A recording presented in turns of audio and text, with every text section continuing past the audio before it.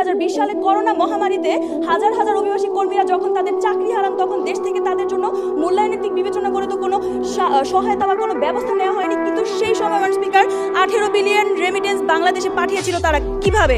কারণ হচ্ছে পারিবারিক দায়বদ্ধতা থেকে।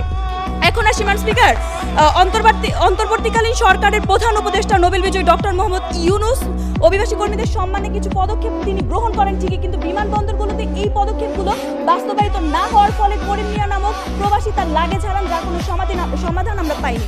এরপর দেখি কি স্পিকার, মধ্যপ্রাচ্য থেকে রাশিদুল ইসলাম নামক একজন প্রবাসী বাংলাদেশে আসার পর দ্রুত ভিসা প্রসেসিং এবং কোভিড পরীক্ষার ব্যবস্থা না হওয়াতে তিনি কাজে ফিরতে পারেনি। স্পিকার, তথ্যসূত্র জাগো নিউজ 24।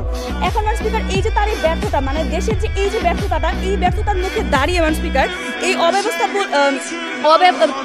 তিনি নিজে যে হচ্ছে স্পিকার আর্থিক ক্ষতির সম্মুখীন হচ্ছে, পাশাপাশি তার যে রেমিটেন্সের পাঠানোর রাস্তাটা সেটা বন্ধ হয়ে যাচ্ছে। স্পিকার, অপ্রাতিষ্ঠানিক খাতের প্রভাব দূরীকরণ এবং বৈধ সেবার প্রসারের মাধ্যমে আমরা কিভাবে রেমিটেন্স বৃদ্ধি করতে পারবো? স্পিকার, বাংলাদেশের হুন্ডি এবং অন্যান্য অপ্রাতিষ্ঠানিক খাতে অর্থ পাঠালে কি কি ক্ষতি হচ্ছে?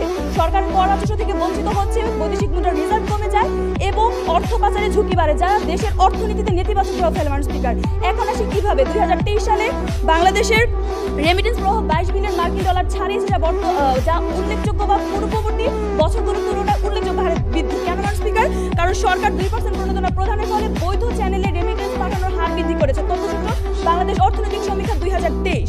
এখন আসি স্পিকার, এছাড়াও যদি দেখি যে মোবাইল ফাইন্যান্সিয়াল সার্ভিসেস অর্থাৎ নগদ, বিকাশ, রকেট ইত্যাদি সেবা প্রদানকারীরা কম খরচে এবং দ্রুত অর্থ স্থানান্তরের যে সুযোগটা সৃষ্টি করেছে, এর ফলে রেমিটেন্স যোদ্ধারা সহজ পন্থায় টাকা পাঠাতে পারছে, ফলে তারা উৎসাহিত হচ্ছে, যার ফলে স্পিকার রেমিটেন্স প্রবাহ বৃদ্ধি হচ্ছে। বাংলাদেশ ব্যাংকের তথ্যানুযায়ী 2023 সালের প্রথম 10 মাসে রেমিটেন্স প্রবাহ ছিল 1827 কোটি মার্কিন ডলার, যা পূর্ববর্তী বছরের তুলনায় 10.76% বেশি। তথ্যসূত্র বাংলাদেশ ব্যাংকের রেমিটেন্স সংক্রান্ত মাসিক প্রতিবেদন 2023। স্পিকার, এই যে কারণগুলো দেখছি আমরা, সর্বোপরি এই সবগুলো কারণের জন্য আজকে বলছি যে আপনি এই বিষয়গুলো কখনোই শুধুমাত্র যথার্থ মূল্যায়নের মাধ্যমে নিশ্চিত করতে পারবেন না। তাই স্পিকার, আমরা বলছি যে অভিবাসী কর্মীদের প্রতি শুধুমাত্র যথার্থ মূল্যায়নই রেমিটেন্স প্রভাব বৃদ্ধি করতে পারে না, বরং মুদ্রানীতি সংস্কার, অপ্রাতিষ্ঠানিক খাতের প্রভাব দূরীকরণ এবং বৈধ সেবার প্রসার, ইন্টারন্যাশনাল রেমিটেন্স সিস্টেম সংস্কার, কৃষি ও গ্রামীণ খাতে উন্নয়নের মাধ্যমে স্বচ্ছতা ও জবাবদিহিতা সৃষ্টির ফলেই আমরা রেমিটেন্স প্রভাব বৃদ্ধি করতে পারি। তাই স্পিকার, প্রধানমন্ত্রী কর্তৃক উত্থাপিত বিষয়টি যেন আজকের এই সংসদে কোনো মতে গৃহীত না হয়, তার জোর দাবি জানিয়ে শেষ করছি। ধন্যবাদ স্পিকার, ধন্যবাদ সবাইকে।